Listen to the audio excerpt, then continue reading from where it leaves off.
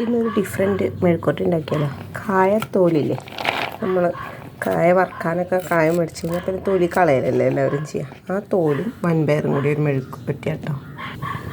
ഇത് എൻ്റെ വീട് ചാലക്കുടിയാണ്. ആ സൈഡിലൊക്കെ കല്യാണത്തിൻ്റെ തലേ ദിവസം ഉണ്ടാക്കുന്ന ഒരു ഐറ്റമാണ് കേട്ടോ അത്. അതിന് നമുക്ക് ആദ്യം പാൻ ചൂടാക്കാൻ വെച്ചു, വെളിച്ചെണ്ണ ഒഴിച്ചു, കടുകിടാം. ഞാൻ ചുമന്ന മുളകിന് വരെ ചില്ലി ഫ്ലേക്സ് ആണ് കേട്ടോ കുറച്ചേ ഇടുന്നുള്ളൂ. ഇതിന് ചില്ലി ഫ്ലേക്സിനേക്കാൾ ഇരിവുണ്ടാവുമല്ലോ, പൊട്ടുന്നത് വലുതായിട്ട്. ഇനി നമുക്ക് ചെറിയുള്ളി വെളുത്തുള്ളി ആണ് ഇടേണ്ടത്. എൻ്റെ കയ്യിൽ ചെറിയുള്ളി ഭയങ്കര കുറവായതുകൊണ്ട് ചെറിയൊരു സവാളയാണ് കേട്ടോ മുറിച്ചിട്ടേക്കണം. എന്നിട്ട് വെളുത്തുള്ളി രണ്ടിലേക്ക് ഇടുന്നുണ്ട്. നല്ലപോലെ ഇളക്കി അതിൻ്റെ ഒരു പച്ച ടേസ്റ്റ് മാറണമല്ലോ. പിന്നെ കരിവേപ്പില ഇട്ട് കേട്ടോ. ഇത് ഞാൻ പറഞ്ഞില്ലേ, ചാലക്കുടി ഭാഗത്ത് ഉണ്ടാക്കുന്നതാണ്. കല്യാണത്തിൻ്റെ തലേ ദിവസം ഉണ്ടാക്കുന്ന കറിയാണ്. കറികളിൽ ഒന്നാന്ന് പറയുന്നത്. അതും കല്യാണത്തിന് എന്തായാലും കായൊക്കെ മേടിക്കുമല്ലോ. കായ കല്യാണത്തിന് ചിപ്സാക്കാൻ വേണ്ടിയിട്ട്. അപ്പോൾ അതിൻ്റെ കായൻ്റെ തൊലി ബാക്കി ഉണ്ടാവുമല്ലോ, അതായത് അത് ചിലർ കളയും. അപ്പോൾ അതിന് പകരം ആ കായൻ്റെ തൊലിയും വൻപയറും കൂടിയിട്ടിട്ട് ആക്കുന്നതാണ് നല്ല ടേസ്റ്റ് ചെയ്തത്. ഇതുപോലെ ആക്കി നോക്കാത്തവരൊന്നും ആക്കി നോക്കണേ. വഴറ്റി വന്ന അതിലേക്ക് നമുക്ക് കായൻ്റെ തൊലി ഇടും. വൻപയർ ഞാൻ വേവിച്ച് വെച്ചേക്കണം കേട്ടോ, കുക്കറിൽ വേവിച്ച് വെച്ചത്. ഇതൊന്ന് വേവണമല്ലോ. ഇതിലിങ്ങനെ മിക്സാക്കിയിട്ട്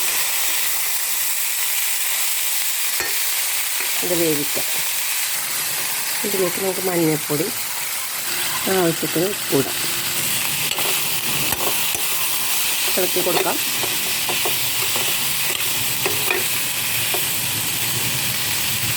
എന്നിട്ട് കുറച്ച് വെള്ളം, ഈ കായത്തൊലി വേവാൻ പറ്റിയത്ര വെള്ളം ഒഴിച്ച് കൊടുക്കാം.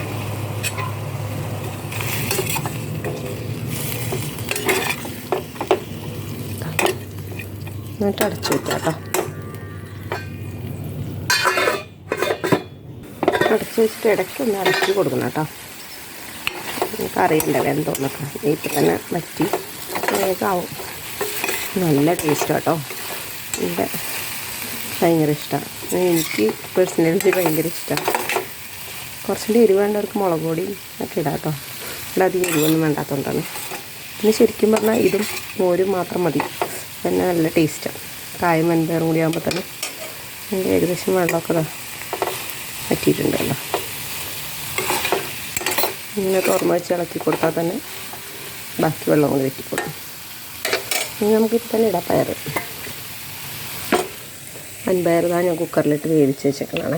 ഇതിപ്പോൾ കാണിക്കേണ്ട ആവശ്യമൊന്നുമില്ലല്ലോ, എല്ലാവർക്കും അറിയാമല്ലോ. വൻപയർ തലേ ദിവസം കുതിർക്കണം എന്നില്ല. ഒരു അരമണിക്കൂറാകാനും ഇങ്ങനെ എന്താ പറയുക, നമ്മൾ വേവിക്കുന്ന കുക്കറിൽ തന്നെ ഒന്ന് വെള്ളം ഒഴിച്ച് വെക്കാൻ വേണമെങ്കിൽ ഞാൻ കുറച്ച് നേരം വെള്ളം ഒഴിച്ച് വെച്ചിട്ട് വേവിച്ച് വെച്ചേക്കണം കേട്ടോ. ഉപ്പൊന്നും ഇട്ടിട്ടില്ല, ജസ്റ്റ് മഞ്ഞൾപ്പൊടി മാത്രം ഇട്ടിട്ട് വേവിച്ച് വെച്ചേക്കണം വൻപയറാണ്. ഇത് നമുക്കിതിലേക്ക് ഇടാം.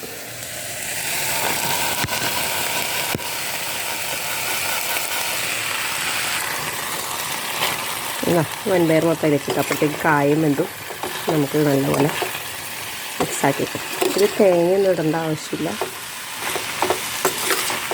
വൻപയർ ഇതൊക്കെ തന്നെ നല്ല മെഴുക്കുവരട്ടി എന്ന് പറഞ്ഞാൽ. പിന്നെ തേങ്ങയൊക്കെ കൂടുതൽ ഇടുന്നവർക്ക്, ചിലർക്ക് അങ്ങനെ തേങ്ങയൊക്കെ ഇട്ടിട്ടായിരിക്കും ഇഷ്ടം. ഇങ്ങനെയുള്ളവർക്ക് നമുക്ക് തേങ്ങ ഇടാം. ഞാൻ പറഞ്ഞില്ലേ, കല്യാണത്തിൻ്റെ തലേ ദിവസം ഇങ്ങനെ ആട്ടാക്കുന്നത്. പിന്നെ എരിവും ഉണ്ടാവും. പിന്നെ ഇവിടെ അത് എരിവ് വേണ്ടാത്തതുകൊണ്ടാണ് ഞാൻ അത് എരിവാക്കാത്തത്. വൻപയർ പൊതുവെ പിന്നെ ഇവിടെ ഭയങ്കര ഇഷ്ടമാണ്, എങ്ങനെ ആക്കിയാലും ഇഷ്ടം. അപ്പോൾ ഇത്രേ ഉള്ളൂ, അടച്ചു വയ്ക്കാം. ഇനി നമ്മൾ കഴിക്കാനാകുമ്പോൾ എടുക്കാം. ഇത്ര സിമ്പിളാണ്. അപ്പോൾ ഇതുപോലെ ഉണ്ടാക്കി നോക്കാത്തവർ ഒന്ന് ഉണ്ടാക്കി നോക്കാം. കണ്ണൂർ ആ സൈഡൊന്നും അറിയില്ല ഇങ്ങനെ ഉണ്ടാക്കാന്നുള്ളത്. സാധാരണ കായൻ്റെ തൊലി കിട്ടിയ തോരനാക്കല്ലേ അവിടെയൊക്കെ.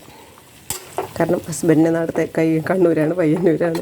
അതുകൊണ്ട് ഞാൻ കറക്റ്റായിട്ട് പറഞ്ഞത്. അപ്പോൾ ഇതുപോലെ ആക്കി നോക്കാത്തതൊന്ന് ആക്കി നോക്കണം കേട്ടോ. നല്ല ടേസ്റ്റാണിത്. അപ്പോൾ ഇതുപോലുള്ള റെസിപ്പിക്ക് വേണ്ടിയിട്ട് സെയിം ദിവസം പറഞ്ഞ പോലെ സബ്സ്ക്രൈബ് ചെയ്യാത്തവർ സബ്സ്ക്രൈബ് ചെയ്യുക, കമൻറ്റ് ചെയ്യുക, ലൈക്ക് ചെയ്യുക, ഷെയർ ചെയ്യുക. വേറെയും റെസിപ്പീസ് ഉണ്ട്. വൻപയർ രസമൊക്കെ ഉണ്ട് എൻ്റെ വീഡിയോസിൽ. കാണാത്തവർ അതൊക്കെ ഒന്ന് കണ്ടു നോക്കണേ.